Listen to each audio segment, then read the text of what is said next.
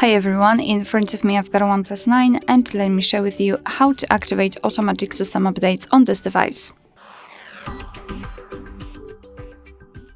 So let's start with opening the settings, and here we have to scroll down to the very bottom to find about device.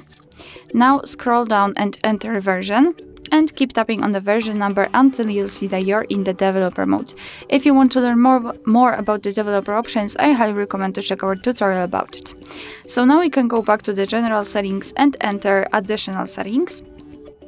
Scroll down and enter developer options, and here all we have to do is to scroll down just a little bit to find this option, automatic system updates.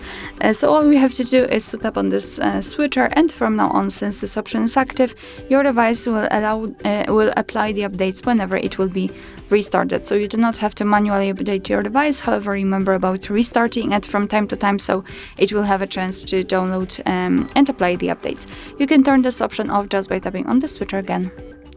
Alright, so that will be all. Thank you so much for watching. I hope that this video was helpful, and if it was, please hit the subscribe button and leave the thumbs up.